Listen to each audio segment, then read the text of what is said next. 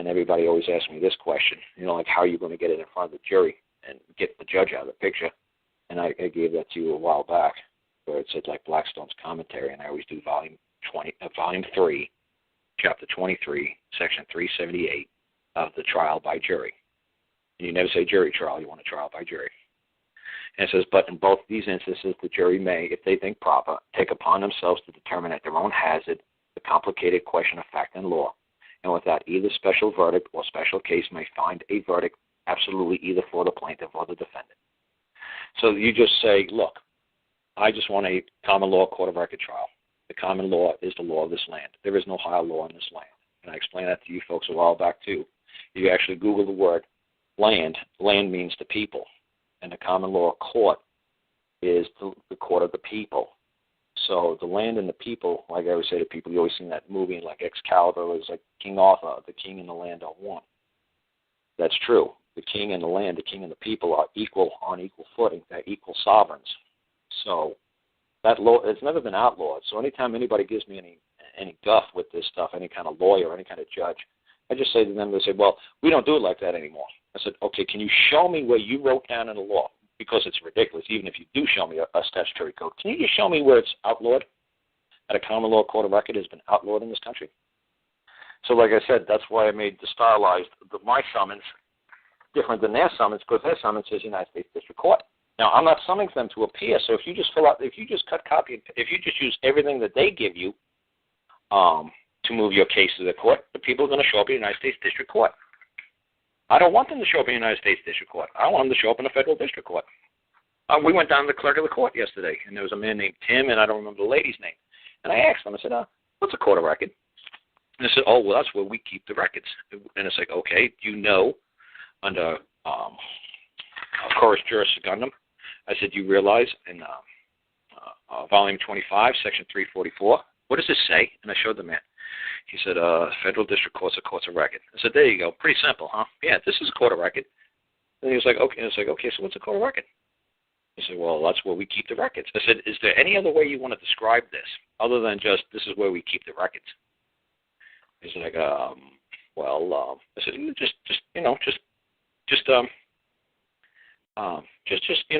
just do your best. And this was the man who was the supervisor that brought out. So I said, is it not true that a court of record has the power to fine or imprison for contempt? And he's like, looked at me. He's like, what? I said, it proceeds under the common law. It doesn't, not a statute or a code. He's like, looking at me. It's in the tribunals independent of the magistrate. He's like, yeah. I said, well, those are the 4 elements of a court of record. And sometimes it has a seal, sometimes it doesn't. I said, I got that from Billy Thornton. So I said to the man, I said, you don't really know what a court of record is, huh? It moves under the common law. I said, have you ever seen a caption stylized like this? Because if you read my caption, it's like Karl Rudolph Lentz versus Robert Benton. But the versus is missing. Why did I take the word versus out? Because he's not a defendant. What is he? He's a wrongdoer. So like I said, it just says, a man, Karl Rudolph Lentz, the aggrieved party prosecutor. And there's a black line between my name and his name. And it just says, Robert Benton, chief magistrate, chairman of the DHR, a governor, a public servant, a human, a wrongdoer. So what I'm trying to say is I'm not fighting this man. I'm not fighting the governor. I'm stating a claim that I've been done wrong, and I want compensation. Now, if this man wants to come to court and say that I'm filing a false claim, let him come to court and say I'm filing a false claim. I'm not fighting this man. I'm not bringing a controversy into this court. I'm not bringing a controversy into the public. I'm saying I want compensation because I believe I've been done wrong by these people. Now, if they want to come and answer and say, well, Carl's wrong, I never did anything to him, I have no idea what he's talking about, let them come forward. But it's not plaintiff versus defendant. No, it's just prosecutor versus wrongdoer. I'm just prosecuting, which just means I'm the one who's moving my claim. I'm the one pursuing this matter. But like I said, if they want to, like I said, I just use wrongdoer instead of defendant. I just don't want to make it seem like I'm fighting anybody. It's like, no, I'm not fighting them. Honestly, I hope they don't answer.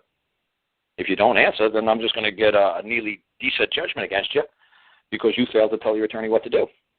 So you can't ever come back and say, well, under the rules, the full judgment says that, since no testimony was taken under oath of affirmation in open court, I could come back again and I could appeal.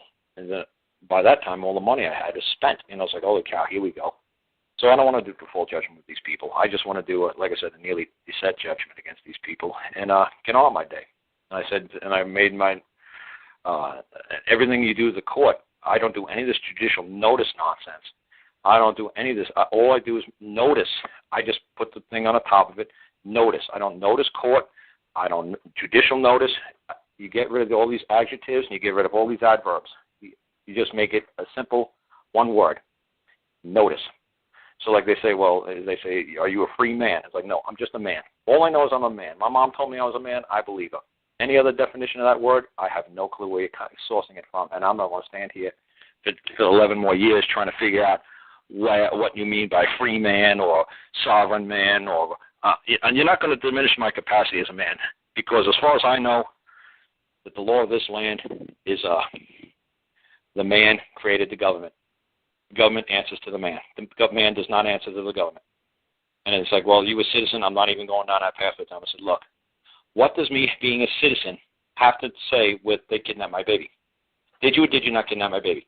Well, are you a citizen? No. I'm the prosecutor here. I'm the one moving this court. I'm the one who's asking the questions here. Do you have a claim against me? No. Well, then you're moving under my rules. And this is what everybody always gets in trouble with, too. Everybody always plays defendant. But like I say to people, if you're a defendant, you have to move under their rules. So like I say to people, what's a case? Thank God I etymologize this stuff. Case means a casing, like a sausage. You put all the meat and the ingredients in a sausage case. So you're the one who determines what is best for your case. He's like, well, let's put a little bologna, pepperoni, provolone. Let's make a nice case. And you say, well, for this sausage to taste really good, you got to bake it at 350 degrees for 20 minutes. That's the rules. This is how it's going to play. This is how we're going to do it. So when people come in to court and they're the defendant, you're just a piece of their case. So when you try to say, well, I want to do it this way, they're like, no. That's not how the ingredients are mixed, and that's not the rules of how this is going to taste good. No. What you're going to have to do, people, is you're going to have to stop coming in as a defendant because you have to play under their rules. So what you have to do is like say, find out some things that they're missing. Like, is there a verified criminal complaint against me? No, great. So now I'm going to make a claim against you that you're saying a crime was committed or that a wrong was done, but you're not bringing the injured party before the court. So to move court, you have to have a plaintiff. It's an ancient rule. I don't know what it is off the top of my head, but the plaintiff must show up. The defendant doesn't have to show up, but the plaintiff must show up. His attorney could be there, but the plaintiff must be standing next to his attorney. The defendant could just have the attorney show up. The defendant doesn't have to appear.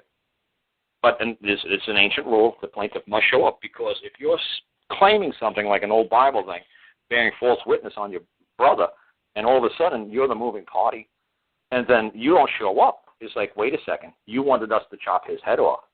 You filed a false claim, so now whatever you wished on your brother is going to come back on you. The plaintiff has to appear. Because if we find you file a false claim, whatever you wanted executed on your brother, whatever you demanded from your brother, we're going to demand it from you. And we might triple it, or we might quadruple it. So you better not be filing a false claim here. So that's what I always tell people. Never come in as a defendant, no matter who charges you with something, unless it's a man. I never help people when it comes to if you injured your brother, if you injured your neighbor, a man or flesh and blood woman, I say, good luck. You compensate him whatever he wants you to do. If you ain't got money, tell him to come over and rake his leaves, mow his lawn, wash his windows. But you better compensate him somehow because you done him wrong. But when it's the government or a county or a speeding ticket or something, it's like, oh, no. I'm filing a counterclaim against you. Why? Because you're not going to bring any injured party before this court. And since you're saying that somebody's been done wrong, and you better have the plaintiff. Because if you're not, you're filing a false claim. And I'm telling you, no plaintiff's going to show up. And I'll compensate the plaintiff now. Right now. You show me who the plaintiff is, and I'll give him money. But he's got to put his hand on the Bible and verify that I injured him. Well, the state says the state better put their hand on their Bible and better verify it. Visa or MasterCard, they better put their hand on the Bible and verify it. Because that'll never happen, though. It'll never happen. So there you go. So you file a claim. Oh, believe me, my sister, it worked with her against Macy's credit card company, and it worked like a champ with her against a